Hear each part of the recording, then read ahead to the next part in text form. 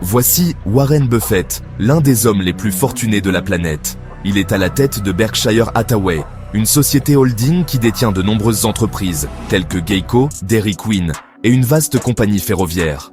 En plus de cela, elle possède des parts dans de grandes sociétés comme Apple et Coca-Cola. Ainsi, lorsque ces entreprises prospèrent et que leurs actions prennent de la valeur, celles de Berkshire Hathaway grimpent également. Lorsque Warren Buffett a pris les rênes de l'entreprise, en 1965, une action valait seulement 19 $. Aujourd'hui, son prix avoisine le demi-million de dollars.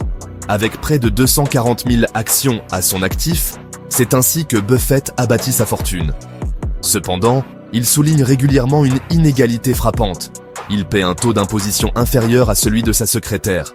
« Elle paie 2 fois plus que moi, c'est scandaleux », dit-il. Cela s'explique par la nature des impôts qu'il paie. Tandis que sa secrétaire est imposée sur son salaire via l'impôt sur le revenu, Buffett est principalement taxé sur les plus-values réalisées lors de la vente de ses actions. Et cet impôt est prélevé à un taux presque 2 fois moins élevé. Les plus riches bénéficient clairement d'une fiscalité avantageuse.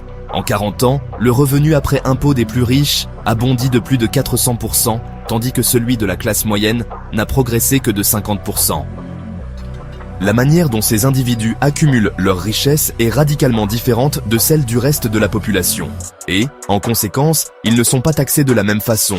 La majorité des gens perçoivent un salaire et sont soumis à l'impôt sur le revenu, dont le taux varie entre 10% et 37%, alors que d'autres tirent l'essentiel de leurs revenus de leurs investissements, notamment en bourse et dans l'immobilier.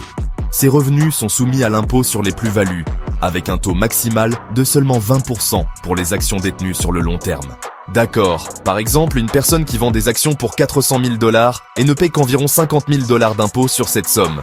C'est une taxation bien plus avantageuse que celle appliquée à un salarié percevant 400 000 $ par an. Mais ce n'est qu'une partie du problème. La majorité de la fortune des ultra-riches n'est même pas soumise à l'impôt. Un investisseur Warren Buffett est immensément riche grâce aux actions qu'il possède. Pourtant, cette richesse reste intangible tant qu'il ne vend pas ses actifs, ce qui signifie qu'elle n'est ni imposable ni immédiatement utilisable. Ce qui signifie qu'il peut consulter son portefeuille et voir qu'il a gagné 1 million de dollars pendant une période donnée. Mais tant qu'il ne vend rien, il ne paie aucun impôt. Prenons l'exemple de Jeff Bezos, fondateur d'Amazon et l'un des hommes les plus riches des États-Unis. Sa fortune repose principalement sur ses actions Amazon, et pourtant, il paie très peu d'impôts. Son immense richesse est bien réelle, mais elle n'est taxée que lorsqu'il décide de vendre des actions. Et même à ce moment-là, elle est imposée comme un gain en capital, à un taux bien plus bas que l'impôt sur le revenu.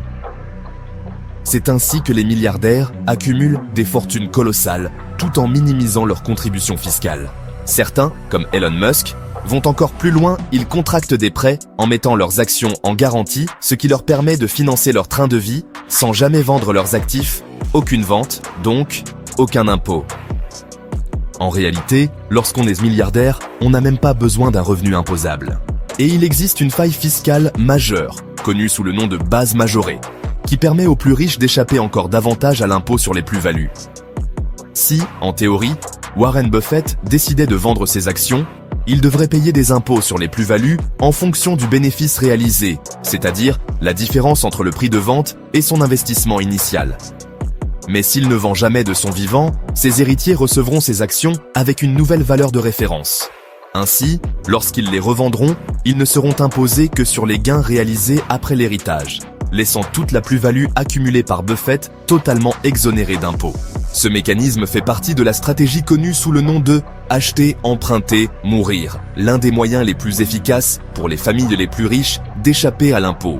C'est précisément ce système, combiné au fait que l'essentiel des plus-values imposables bénéficie aux 1% les plus riches, qui pousse les législateurs à vouloir réformer cette fiscalité. Il existe plusieurs solutions pour rendre le système plus équitable. Instaurer un impôt sur la fortune, taxer directement les gains boursiers ou encore repenser l'ensemble de la fiscalité du capital. Une grande partie des gens considèrent que les riches ne perdent pas leur juste part. Aujourd'hui, notre système favorise l'enrichissement des plus aisés, tandis que les autres peinent à progresser.